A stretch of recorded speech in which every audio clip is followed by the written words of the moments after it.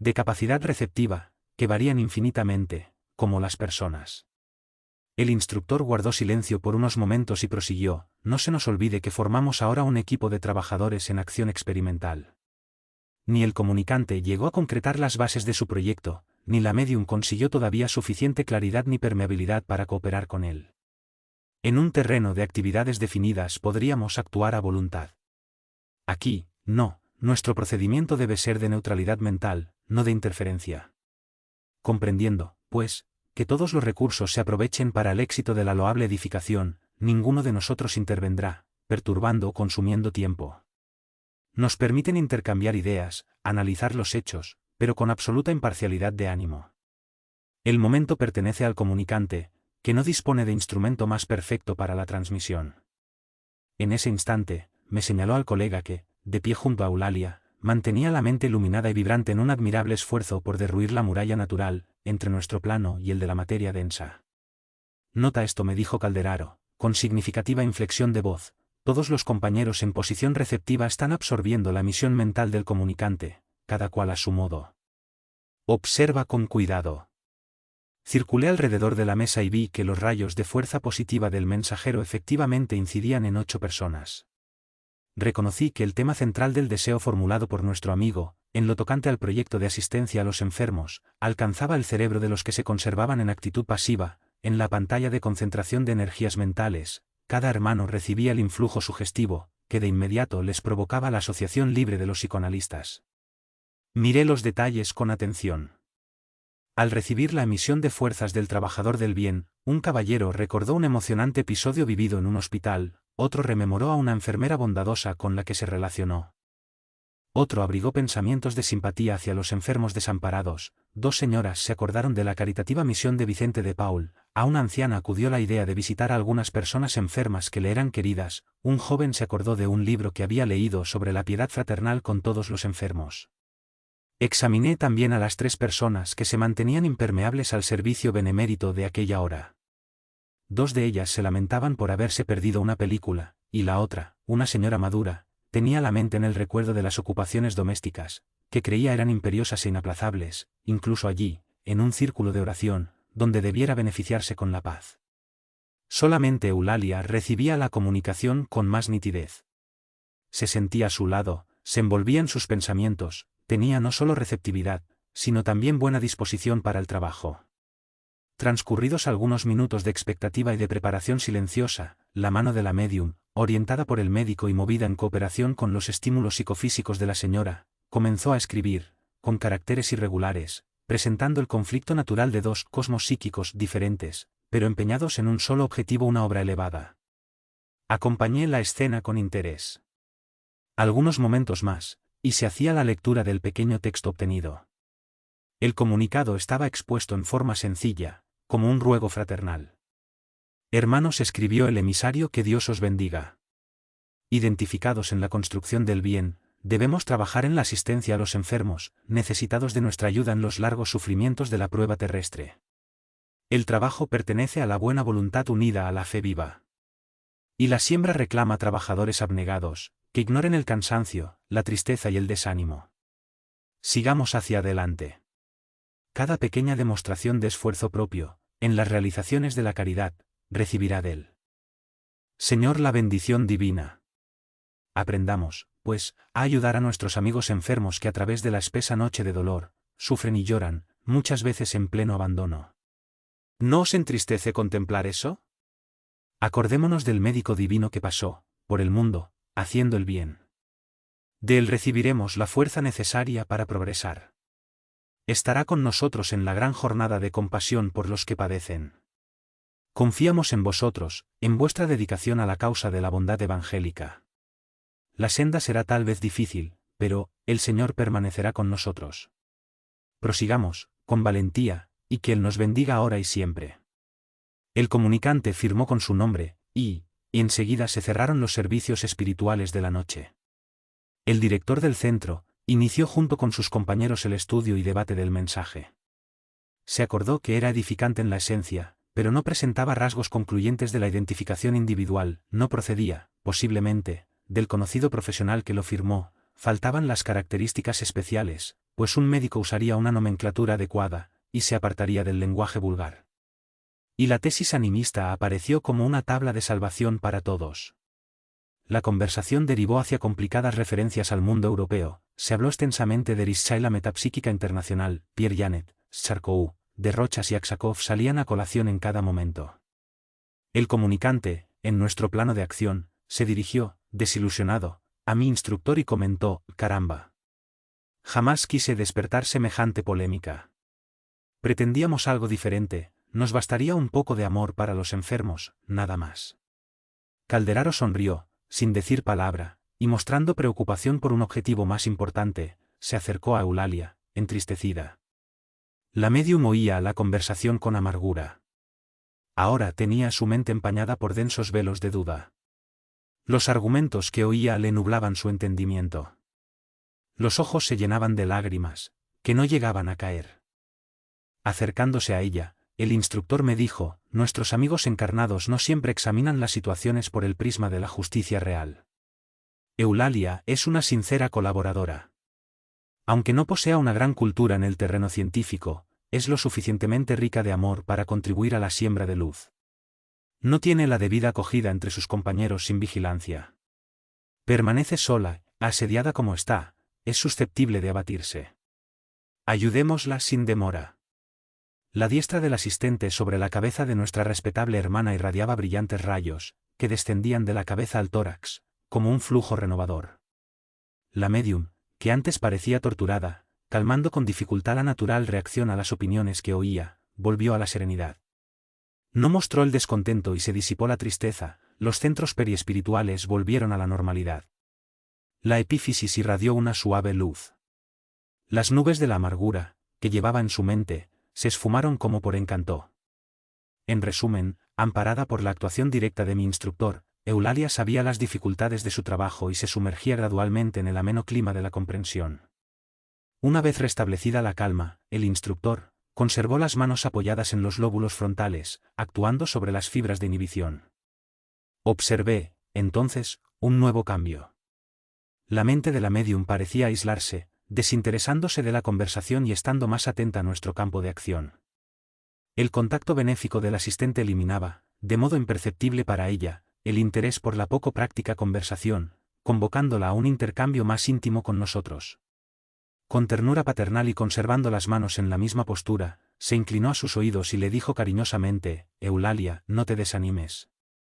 La fe representa la fuerza que sustenta al espíritu en la vanguardia del combate por la victoria de la luz divina y del amor universal. Nuestros amigos no te acusan, ni te hieren, solo duermen en la ilusión y sueñan. Apartados de la verdad, discúlpales. Ellos despertarán más tarde para el esfuerzo de esparcir el bien. Investigan con los ojos la superficie de las cosas, pero sus oídos aún no escucharon la sublime llamada para la redención. Sigamos hacia adelante. Estaremos contigo en la tarea diaria. Es necesario amar y perdonar siempre, olvidando el día oscuro, para alcanzar los milenios luminosos. No desfallezcas. El Padre Eterno te bendecirá». Noté que Eulalia no registraba aquellas palabras con los tímpanos de carne.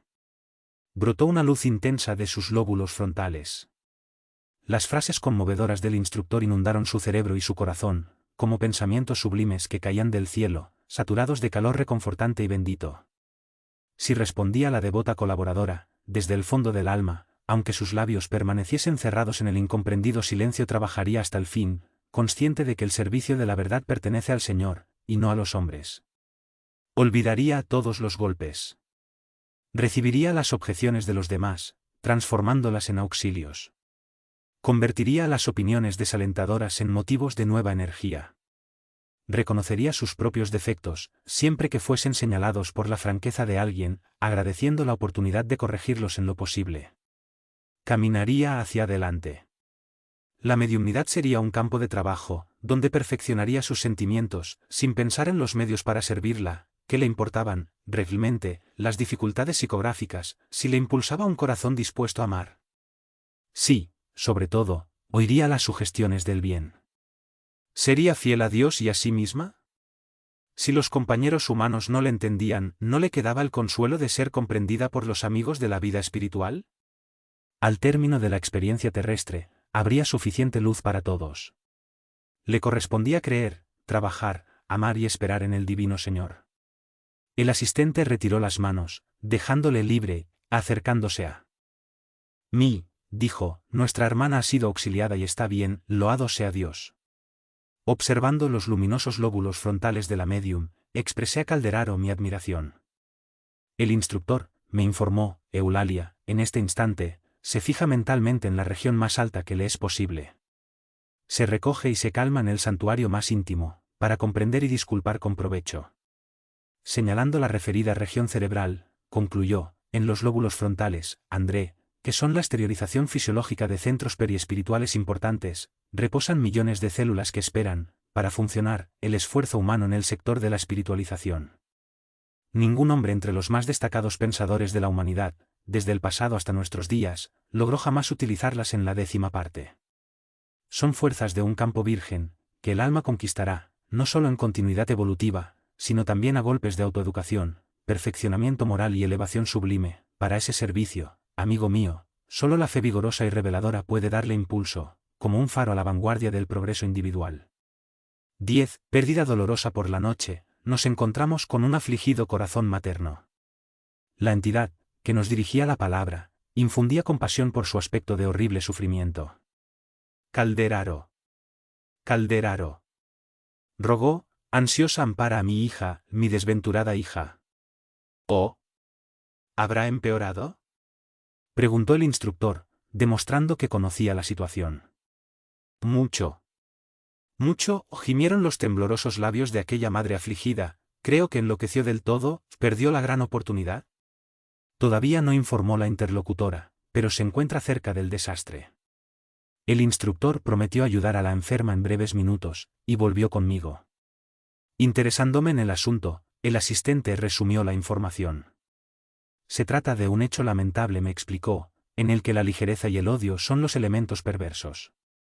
La hermana que se acaba de despedir dejó a una hija en la costa planetaria, hace 8 años. Criada con mimos excesivos, la joven se desarrolló sin conocer la responsabilidad ni el trabajo, aunque pertenecía a un alto nivel social. Hija única y entregada desde muy temprano a los caprichos, tan pronto se encontró sin la asistencia materna en el plano carnal, dominó gobernantas, sobornó criadas, burló la vigilancia paterna, rodeada de facilidades materiales, se precipitó a los 20 años, en los desvaríos de la vida mundana. Así, sin protección, víctima de las circunstancias, no se preparó convenientemente para enfrentar los problemas de su propio rescate. Sin la protección espiritual que supone la pobreza, sin los benditos estímulos de los obstáculos materiales, y teniendo en contra de sus necesidades espirituales, una belleza espectacular, la pobrecita renació seguida de cerca, no por un enemigo propiamente dicho, sino por un cómplice de faltas graves, desencarnado desde hacía mucho, al que se había vinculado por tremendos lazos de odio, en un pasado próximo. De esa forma, abusando de la libertad y sumergida en una ociosidad reprobable, se quedó embarazada sin pareja estable. Viéndose en esta situación, a los 25 años, soltera, rica y con un apellido prestigioso, no quiere aceptar los compromisos asumidos y lucha para deshacerse del hijito, que es el mismo compañero del pasado al que me referí. Ese infeliz, por la misericordia divina, busca de esta manera aprovechar el error de la excompañera para la realización de un servicio redentor, con la supervisión de nuestros superiores. Ante mi asombro, ya que sabía que la reencarnación constituye siempre una bendición que se realiza con la ayuda superior, el asistente me comentó, tranquilizándome, Dios es el Padre amoroso y sabio que siempre convierte nuestras faltas en remedios amargos, que nos curen y fortalezcan. Por eso, Cecilia, a la que dentro de poco visitaremos, podría recoger de su irresponsabilidad un recurso, capaz de rectificar su vida. Pero, la infortunada reacciona mal al socorro divino, con una conducta lastimosa y perversa. Cooperó en los trabajos para asistirle, desde hace algunas semanas, gracias a las reiteradas y conmovedoras intercesiones maternales, junto a nuestros superiores. Sin embargo, no confío en su rehabilitación. Los lazos entre madre e hijo son de amargura y odio, formando energías de desequilibrio. Esos vínculos expresan el hecho de que el espíritu femenino debe refugiarse en el santuario de la renuncia y de la esperanza, si pretende la victoria. Para eso, para nivelar caminos salvadores y perfeccionar sentimientos, el Señor creó el tibio y suave nido del amor materno, pero cuando la mujer se rebela, insensible a las sublimes vibraciones de la inspiración divina, es difícil o imposible ejecutar el programa proyectado. La infortunada, dando alas al condenable anhelo, buscó a médicos que, amparados desde nuestro plano, se negaron a satisfacer su criminal intento. Se valió, entonces, de medicamentos, de los que viene abusando intensivamente. Su situación mental es de lastimoso desvarío. Terminado el breve preámbulo, Calderaro continuó, pero, no tenemos un minuto que perder. Visitémosla. Transcurridos algunos instantes, penetrábamos en una casa confortable. Tumbada en el lecho, una mujer joven se debatía en convulsiones atroces. A su lado se hallaban la entidad materna, en la esfera invisible, y una enfermera terrestre, de esas que, a fuerza de presenciar enfermedades y dramas morales, se vuelven poco sensibles al dolor ajeno. La madre de la enferma se adelantó y nos dijo: «La situación es muy grave. Ayúdenla, por piedad». Mi presencia aquí se limita a impedir el acceso de elementos perturbadores que la persiguen, implacables.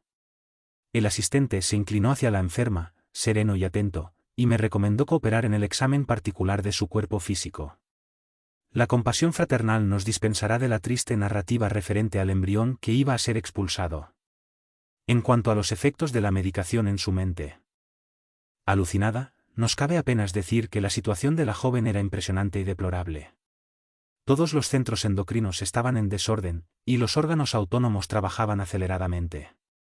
El corazón presentaba una extraña arritmia, y las glándulas sudoríparas se esforzaban en vano por expulsar las toxinas en verdadero torrente invasor. En los lóbulos frontales, la sombra era completa, en la corteza encefálica la perturbación era manifiesta.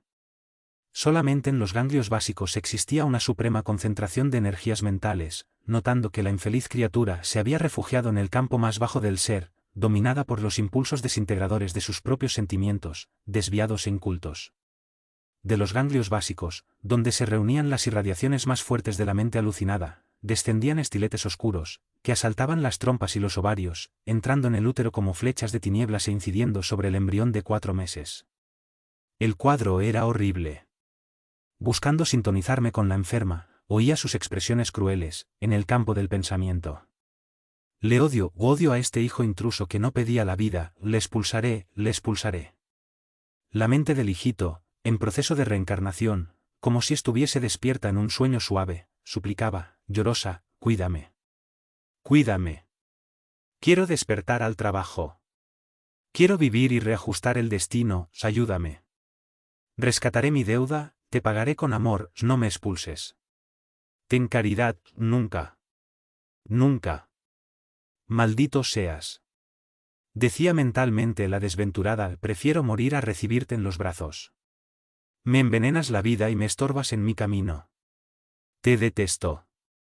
Morirás». Y los rayos tenebrosos continuaban descendiendo a chorros. Calderaro levantó la cabeza, me encaró de frente y preguntó: «¿Captas la extensión de la tragedia?».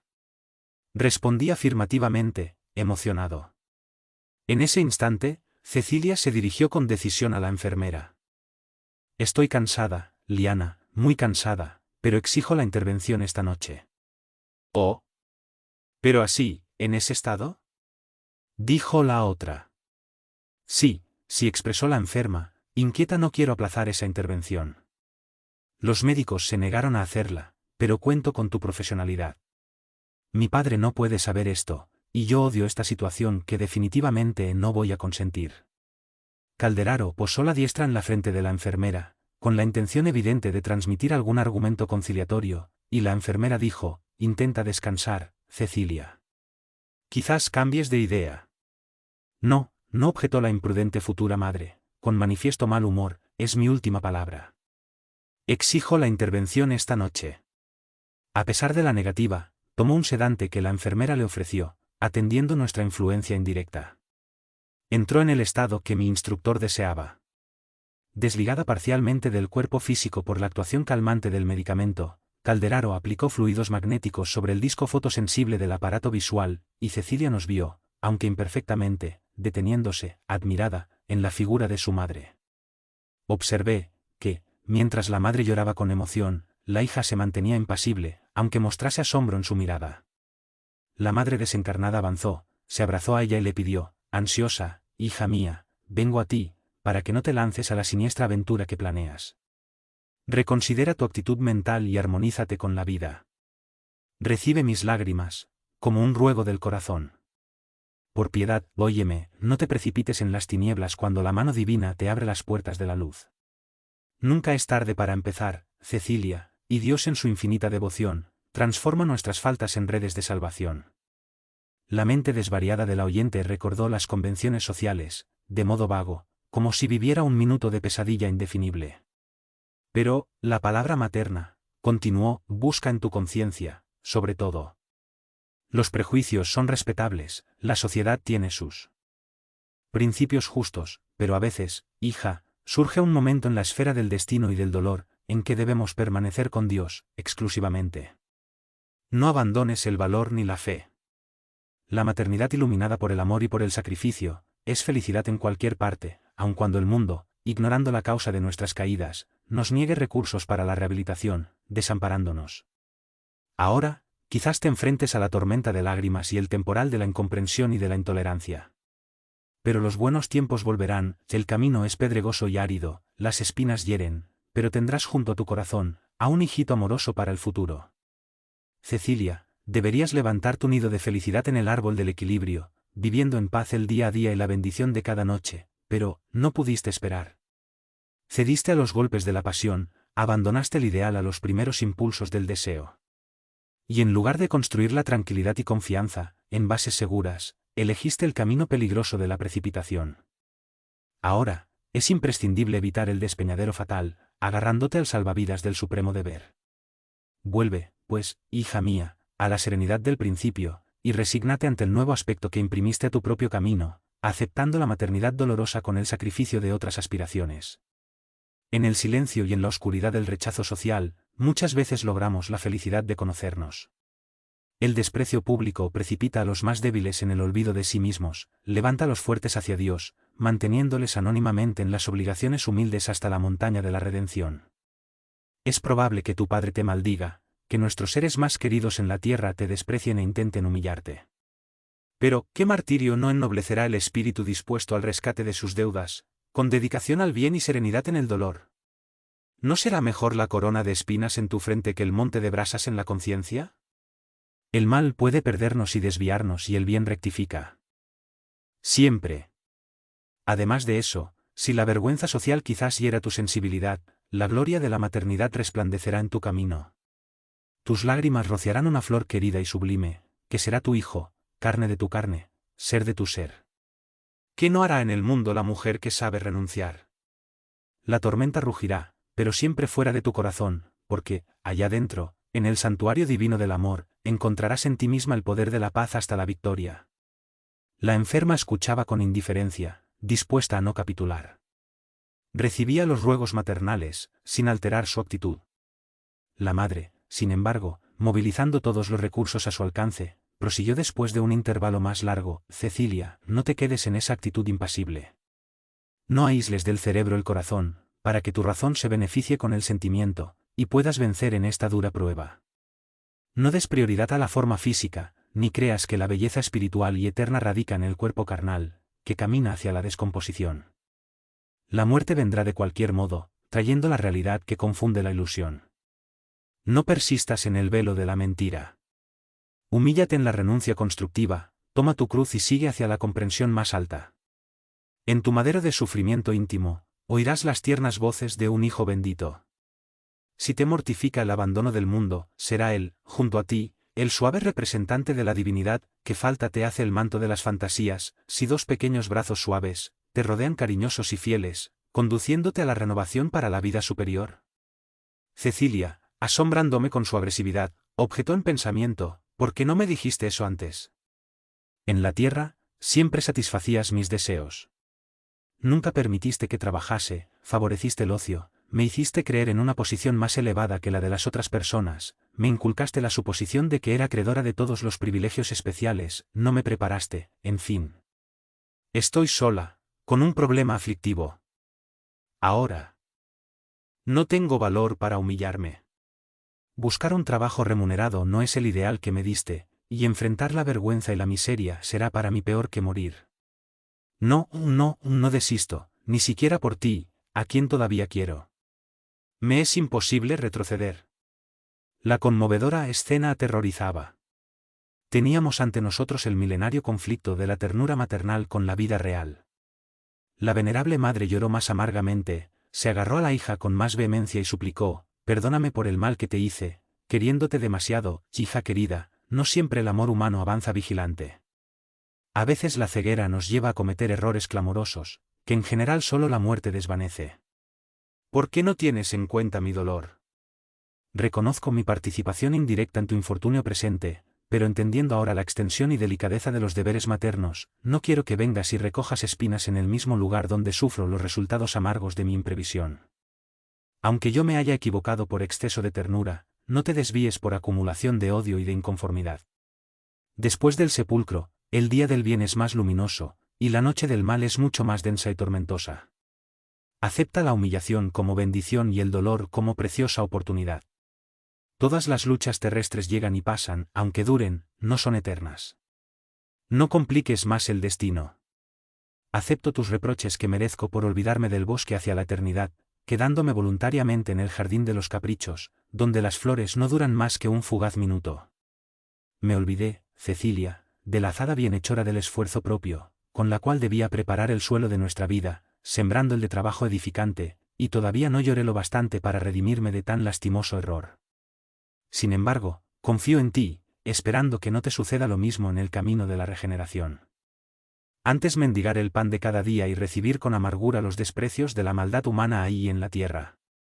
¿Qué menospreciar el pan de las oportunidades de Dios, permitiendo que la crueldad avasalle nuestro corazón? El sufrimiento de los vencidos en el combate humano es granero de luz de la experiencia. La bondad divina convierte nuestras llagas en lámparas encendidas para el alma. Bienaventurados los que llegan a la muerte cubiertos de cicatrices que denuncian la dura batalla. Para esos, brillará en el horizonte una perenne era de paz, ya que la realidad no les sorprende cuando el frío de la tumba sople en su corazón. La verdad será una amiga generosa y la esperanza y la comprensión serán sus compañeras fieles. Vuelve en ti, hija mía, restaura el valor y el optimismo, a pesar de las nubes amenazadoras que oscurecen tu mente en delirio, aún estás a tiempo. Aún estás a tiempo. La hija hizo un esfuerzo supremo para volver al cuerpo físico, pronunciando duras palabras de negación, inopinadas e ingratas. Deshaciéndose de la influencia pacificadora de Calderaro, regresó gradualmente al cuerpo, con gritos groseros. El instructor se aproximó a la madre llorosa, y le dijo: desgraciadamente, amiga mía, el proceso de locura parece consumado. Ahora hay que confiarla al poder de la suprema protección divina. Mientras la madre se deshacía en lágrimas, la hija, perturbada por las emisiones mentales en las que se complacía, se dirigió a la enfermera, reclamando: no puedo. No puedo más. No lo soporto, quiero la intervención ahora. No quiero perder ni un minuto. Mirando a la enfermera con terrorífica expresión, añadió: tuve una pesadilla horrible, soñé que mi madre volvía de la muerte y me pedía paciencia y caridad. No, no huiré hasta el final. Prefiero el suicidio.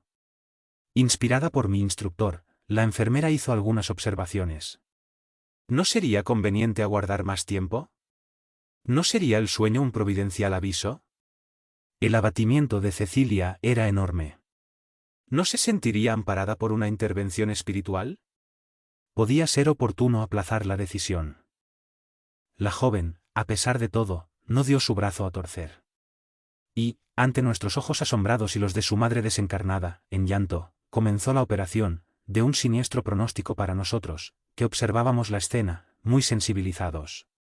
Nunca supuse que la mente desequilibrada pudiese infligir tanto mal al cuerpo físico. El desorden del cosmos fisiológico se acentuó por momentos. Penosamente sorprendido, proseguí en el examen de la situación, comprobando con espanto que el embrión reaccionaba al ser forzado, como adhiriéndose, desesperadamente, a las paredes de la placenta. La mente del hijo comenzó a despertar a medida que aumentaba el esfuerzo de extracción. Los rayos oscuros no partían ahora solo del encéfalo materno, eran igualmente emitidos por el embrión, provocando una mayor falta de armonía.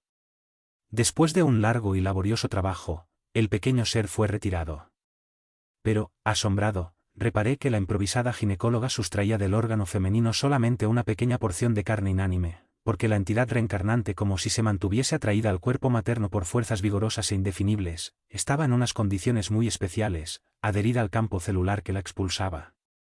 Semidespierta, en una lúgubre pesadilla de sufrimiento, reflejaba extrema desesperación, se lamentaba con gritos aflictivos y lanzaba vibraciones mortíferas, balbuceando frases incoherentes.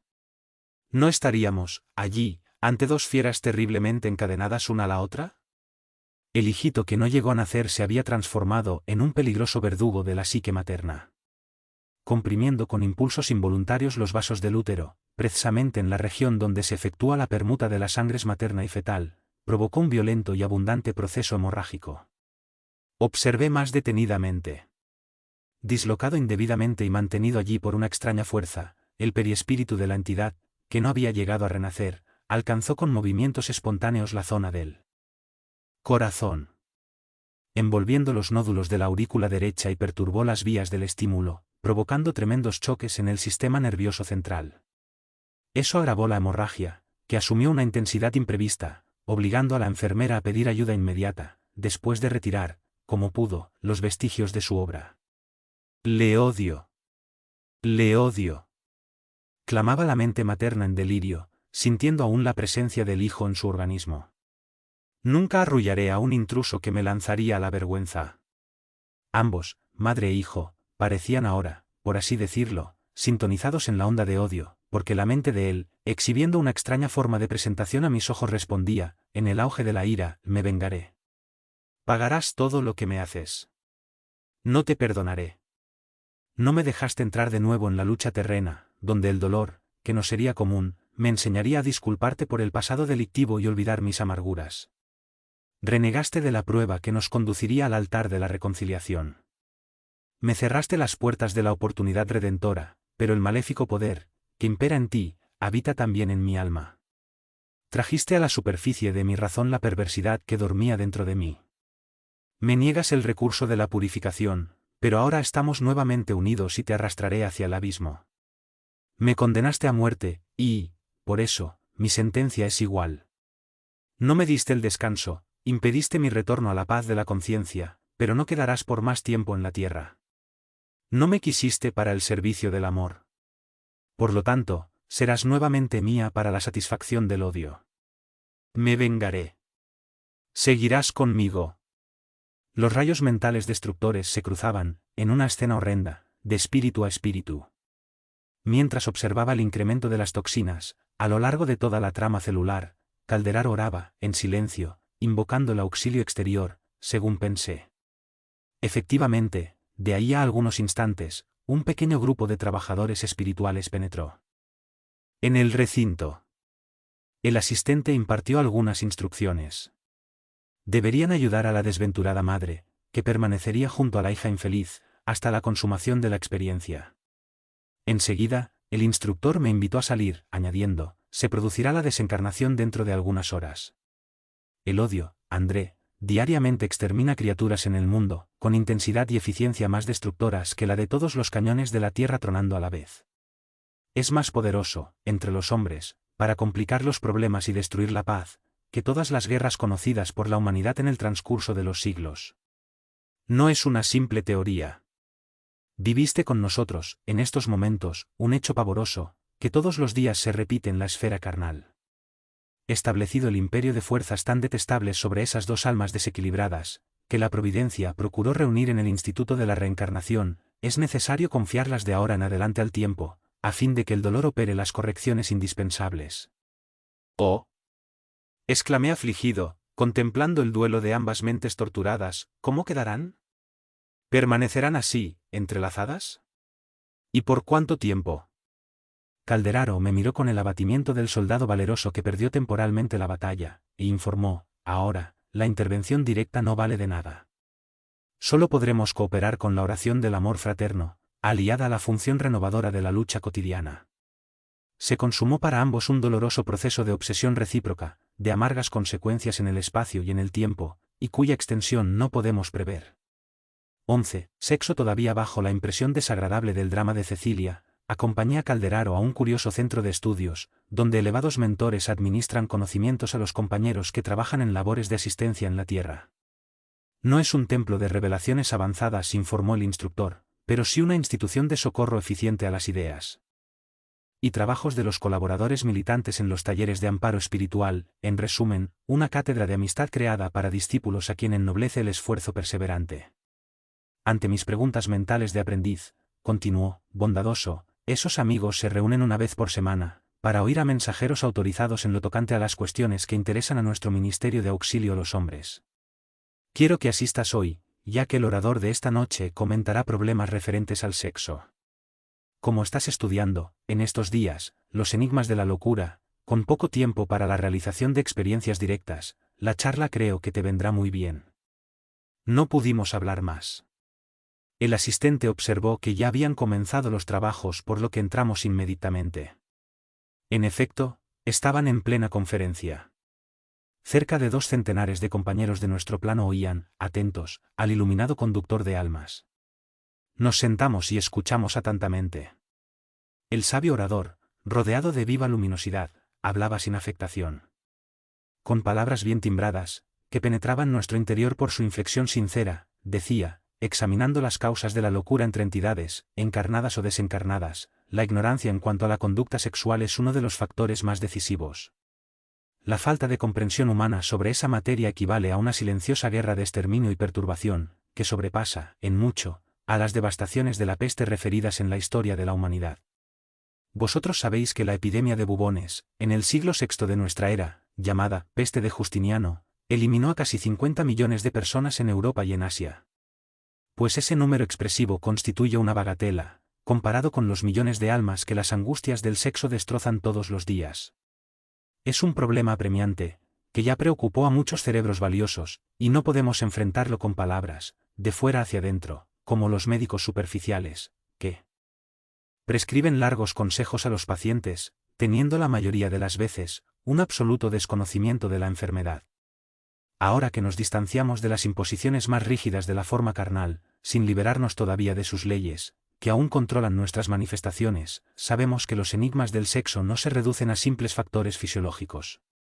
No provienen de automatismos en los campos de la estructura celular, como los que caracterizan los órganos genitales masculinos y femeninos, en realidad sustancialmente idénticos, diferenciándose únicamente en la forma. Formularemos conceptos más avanzados.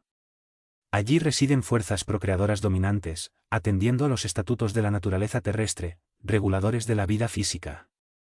Por eso tenemos, en la inquietud sexual, un fenómeno peculiar a nuestra psique, en marcha hacia las zonas superiores de la evolución.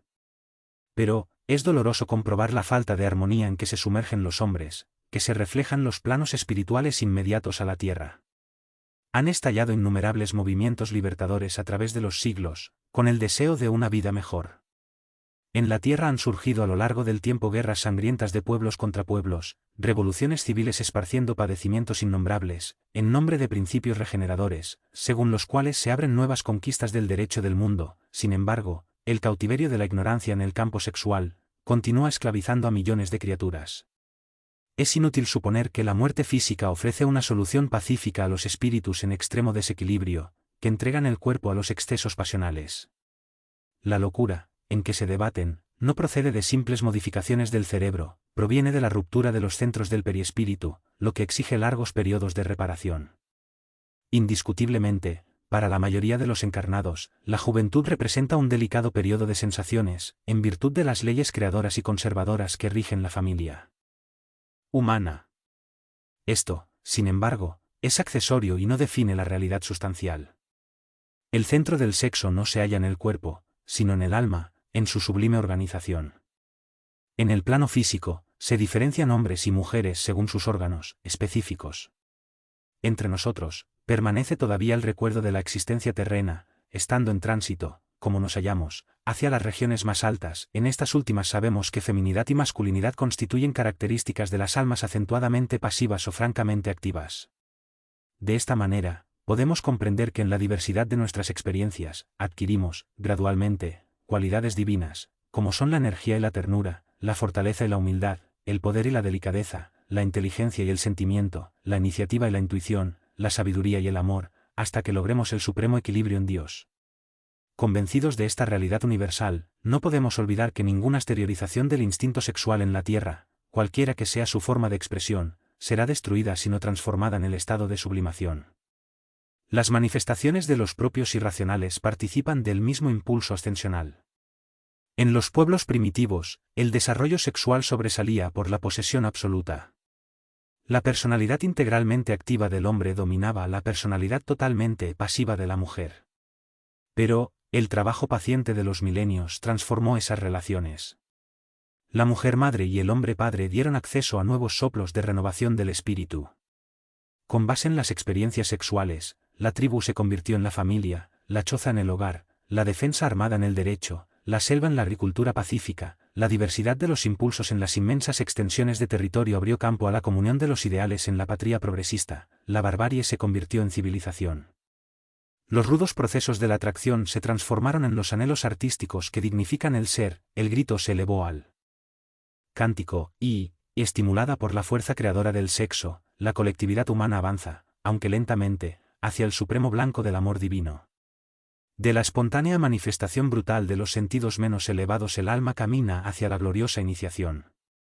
Deseo, posesión, simpatía, cariño, devoción, renuncia, sacrificio, constituyen aspectos de ese camino de sublimación. A veces, la criatura tarda años, siglos, o diversas existencias de una fase a otra. Son raros los individuos que consiguen mantenerse en el puesto de la simpatía, con el equilibrio indispensable. Muy pocos atraviesan las regiones de la posesión sin duelos crueles con los monstruos del egoísmo y de los celos, a los que se entregan con desvarío. Un reducido número recorre los departamentos del cariño sin encadenarse, por largo trecho, al exclusivismo. Y, a veces, solo después de milenios de pruebas duras y purificadoras, el alma consigue alcanzar el cenit luminoso del sacrificio para la suprema liberación, en el rumbo de nuevos ciclos de unificación con la divinidad. El éxtasis del santo fue un día simple impulso, como el diamante gota celestial elegida para reflejar la claridad divina vivió en el aluvión, ignorado entre piedras brutas. Claro está que, así como se pule el diamante para alcanzar el pedestal de la belleza, así también el instinto sexual, para coronarse con las glorias del éxtasis, ha de doblegarse a los imperativos de la responsabilidad, a las exigencias de la disciplina, a los dictámenes de la renuncia. Estas conclusiones, con todo, no nos deben inducir a programas de santificación compulsiva en el mundo carnal. Ningún hombre conseguiría negar la fase de la evolución en la que se encuentra.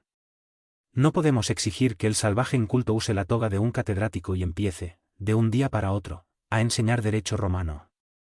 Es, pues, irrisorio reclamar al hombre de mediana evolución la conducta del santo. La naturaleza, representación de la inagotable bondad, es madre benigna que ofrece trabajo y socorro a todos los hijos de la creación. Su determinación de ampararnos es siempre tanto más fuerte, cuanto más decidido es nuestro propósito de progresar en la dirección del bien supremo. No deseamos, por tanto, preconizar en el mundo normas rigurosas de virtud artificial, ni favorecer ningún régimen de relaciones inconscientes. Nuestra bandera es, sobre todo, la del entendimiento fraternal. Trabajemos para que la luz de la comprensión se haga entre nuestros amigos encarnados, para que las angustias afectivas no arrojen tantas víctimas a la vorágine de la muerte, intoxicadas de criminales pasiones. Debido a la incomprensión sexual, campean incontables crímenes en la tierra, produciendo extraños y peligrosos procesos de locura, en todas partes. De cuando en cuando, algunos buscan la ayuda psiquiátrica y se someten al tratamiento médico, como el músico que trae a la sala de conciertos su instrumento dañado. En los psiquiátricos encontramos, tan solo aquellos que cayeron hasta en el abismo, amargados y vencidos. Millones de hermanos nuestros se conservan medio locos en los hogares o en las instituciones, son los compañeros incapaces de la devoción y de la renuncia, sumergiéndose poco a poco, en el pantano de las alucinaciones.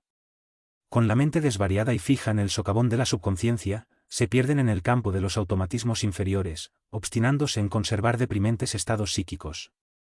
Los celos, la insatisfacción, la falta de entendimiento, la incontinencia y la ligereza arrastran terribles fenómenos de desequilibrio. En la tierra se producen inquietantes cuadros mentales, obligándonos a un constante servicio de socorro, para limitar el círculo de infortunio y de pavor de los que se lanzan, incautos, a temerarias aventuras del sentimiento animalizado.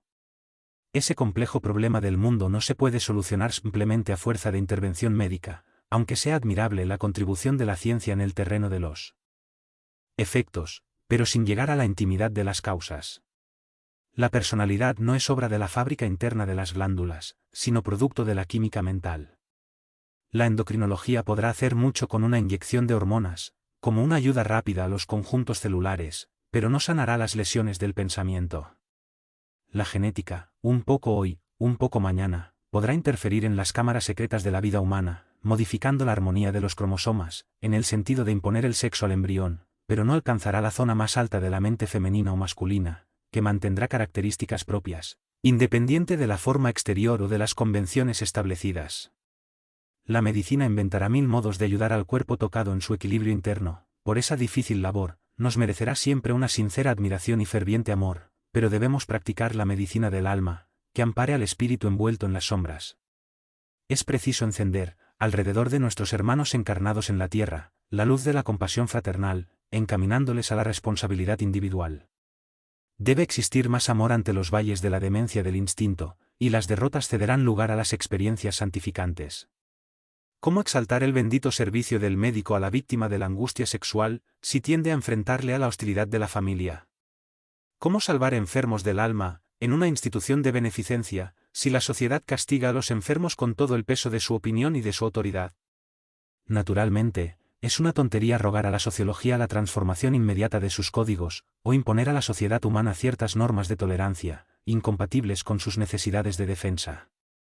Pero podemos mantener un loable servicio de comprensión más amplia, mejorar las disposiciones de nuestros amigos encarnados en la corteza terrestre y despertarles lentamente para la solución que nos interesa a todos.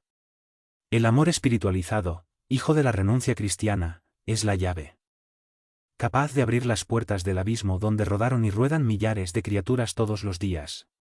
Distribuyamos la bendición de la comprensión entre los hombres, extendamos una mano fuerte a todos los espíritus que se encuentran prisioneros de las sensaciones, haciéndoles sentir que los talleres del trabajo renovador permanecen abiertos a todos los hijos de Dios, perfeccionando sus sentimientos, sublimando sus impulsos y dilatando su capacidad espiritual. Recordemos a los corazones desalentados que así es el sexo con respecto al amor, como son los ojos para la visión, y el cerebro para el pensamiento, no es más que la herramienta para exteriorizarlo. Es un error lamentable suponer que solo la perfecta normalidad sexual, acorde a las respetables convenciones humanas, sirva de templo a las manifestaciones afectivas. El campo del amor es infinito en su esencia y manifestación.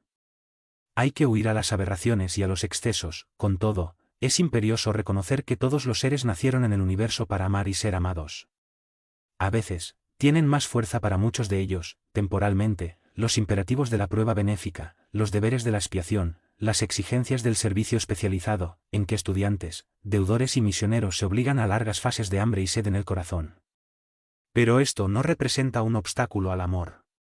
Jesús no compartió el matrimonio normal en la tierra, y, sin embargo, la familia de su corazón crece con los días, sus fuerzas no generaron formas pasajeras carnales, y con todo, sus energías fecundantes renovaron la civilización, transformando su curso y prosiguiendo, hasta hoy, en el perfeccionamiento del mundo. Una simbología sublime se revela en la conducta del Maestro que, de ese modo, se inclinó hacia los vencidos de la convención humana, solitarios y humillados, haciéndoles ver que es posible cooperar en la extensión del bien infinito, amando y abnegándose, con exclusión del egoísmo y del propósito inferior de ser amados, según sus propios caprichos. La construcción de la felicidad real no depende del instinto satisfecho. El intercambio de células sexuales entre los seres encarnados, garantizando la continuación de las formas físicas en evolución, es solo un aspecto de las multiformes permutas del amor. Hay que reconocer que el intercambio de fuerzas simpáticas, de fluidos combinados, de vibraciones sintonizadas entre almas que se aman, está por encima de cualquier exteriorización tangible de afecto, sustentando obras imperecederas de vida y de luz, en las ilimitadas esferas del universo. Proporcionemos, pues, una cariñosa asistencia a los que se desesperan en el mundo, sintiéndose en la transitoria condición de desheredados. Enseñémosles a liberar la mente de las mallas del instinto, abriéndoles camino a los ideales del amor santificante, recordándoles que fijar el pensamiento en el sexo, con desprecio de los demás aspectos de la realización espiritual, a través del cosmos orgánico, es estacionarse, inútilmente, en el camino evolutivo. Es entregarse, inerme, a la influencia de peligrosos monstruos de la imaginación, como el despecho y la envidia, la desesperación y la amargura, que abren ruinosas llagas en el alma y que impulsan al exclusivismo, pena que puede llevar hasta la locura y la inconsciencia. Invitémosles a abrir en su corazón horizontes más amplios. El amor encontrará siempre mundos nuevos. Y para que tales descubrimientos se coronen de luz divina, bastará a la persona el abandono de la ociosidad que por sí misma combatirá la nefasta ignorancia. Dentro de cada uno de nosotros resplandece, sin desmayo, la claridad libertadora, en el pensamiento de renovación para el bien común que debemos cultivar e intensificar cada día de la vida. El cautiverio en los tormentos del sexo no es problema que pueda ser solucionado por literatos o médicos actuando en el campo exterior, es cuestión del alma, que demanda proceso individual de cura, y sobre esta, solo el espíritu resolverá en él. Tribunal de la propia conciencia. Es innegable que todo auxilio externo es valioso y respetable, pero debemos reconocer que los esclavos de las perturbaciones del campo sensorial solo serán liberados por sí mismos, es decir, por la dilatación del entendimiento, la comprensión de los sufrimientos ajenos y de las dificultades propias, por la aplicación, en fin, del amaos unos a otros, en el adoctrinamiento como en lo íntimo del alma, con las mejores energías del cerebro y con los mejores sentimientos del corazón. La conferencia finalizó en medio del respeto general. La palabra del orador me fascinaba. Aquellas nociones de sexología eran nuevas para mí. No eran repeticiones de compendios descriptivos, ni el fruto de frías observaciones de científicos y escritores, preocupados en adornar el efecto con palabras vacías. Nacían del verbo inflamado de amor fraternal de un orientador dedicado a las necesidades de sus hermanos aún frágiles y poco felices. Se produjo algún movimiento en los asistentes. Comprendí que los presentes podrían formular preguntas relativas al tema de la noche, y, así fue, se hicieron varias preguntas, con preciosas respuestas, que nos ilustraron y edificaron. La serie de preguntas continuaba cuando un compañero expuso cierta cuestión que aguzó mi curiosidad. Venerable instructor dijo, en los últimos tiempos, en la Tierra, los psicólogos encarnados, en número considerable, utilizaron los principios freudianos como bases de investigación de los disturbios del alma. Para el gran médico austriaco, casi todas las perturbaciones psíquicas radican en el sexo desviado. Pero, algunos discípulos suyos cambiaron esa teoría. Corrigiendo la tesis de las alucinaciones eróticas que el psicoanálisis aplicó largamente a los propios niños, en el estudio de los sueños y de las emociones, pensadores eminentes opusieron la afirmación de que todo hombre y toda mujer son portadores del deseo innato de darse importancia, lo cual les compele a mantener impulsos primitivos de dominación. Otros exponentes de la cultura intelectual afirman, a su vez, que el ser humano es el depositario de todas las experiencias de la raza, trayendo consigo un amplio arsenal de tendencias para determinadas líneas del pensamiento.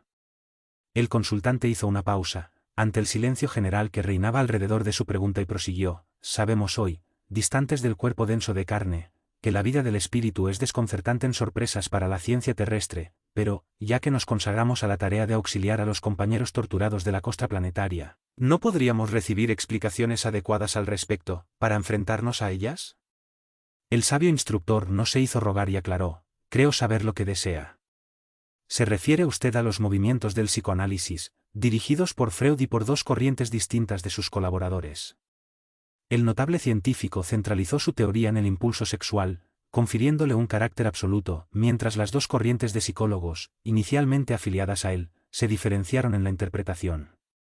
La primera estudia el deseo congénito de la criatura, en lo que respecta al relieve personal, mientras la segunda proclama que, más allá de la satisfacción del sexo y de la importancia de la persona, existe el impulso de la vida superior que tortura al hombre terrestre más aparentemente feliz.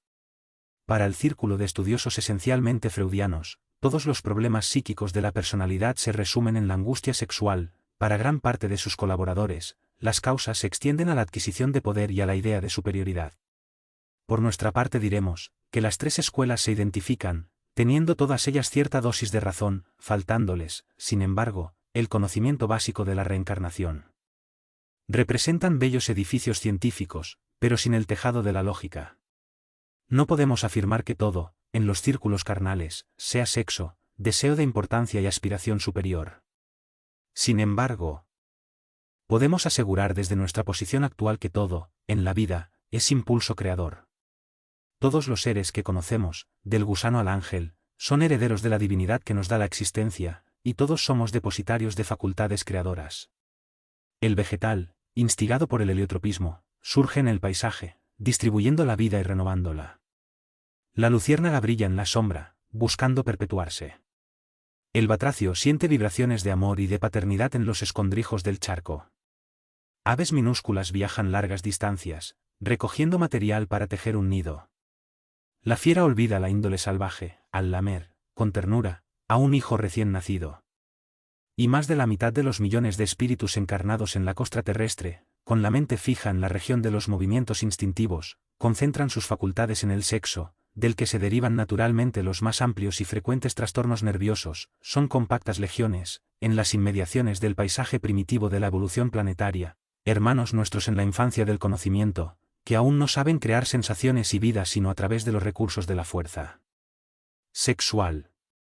Una gran mayoría de criaturas, sin embargo, habiendo conquistado la razón, por encima del instinto, permanecen en los desatinos de la prepotencia, seducidas por el capricho autoritario, hambrientas de evidencia y realce, aunque muchas veces apoyados en el trabajo provechoso y en las pasiones nobles. Un pequeño grupo de hombres y mujeres, por fin, después de alcanzar el equilibrio sexual en la zona instintiva del ser y después de obtener los títulos que les otorga su trabajo y con los que dominan en la vida, rigiendo sus propias energías, en pleno régimen de responsabilidad individual, pasan a fijarse en la región sublime, en la superconciencia, no encontrando más la alegría integral en la satisfacción del cuerpo físico o en la prestancia personal, buscan alcanzar los círculos más altos de la vida, absortos en idealismo superior, se sienten ya en el umbral de las esferas divinas desde el camino nublado de la carne, como el viajero que, después de recorrer caminos en la tiniebla nocturna, se queda, desajustado, entre las últimas sombras de la noche y las promesas indefinibles de la aurora. Para esos, el sexo, la importancia individual y las ventajas de lo fugaz en la tierra son sagrados por las oportunidades que ofrecen a los propósitos de hacer el bien, mientras en el santuario de sus almas resplandece una nueva luz. La razón particular se convirtió en entendimiento universal. Aumentaron en ellos los sentimientos sublimados en la dirección del campo superior. Por favor, no olvide dejar su like, es importante para que el canal siga creciendo y más personas puedan tener acceso a ella. Este canal fue creado sin ánimo de lucro, para llegar a las personas. Es el caso de los deficientes visuales, personas que están en los hospitales, y a todos que necesiten una lectura edificante. Muchas gracias, que la paz del Mestre esté con vosotros. Recuerda valorar y reconocer el trabajo del autor adquiriendo sus obras.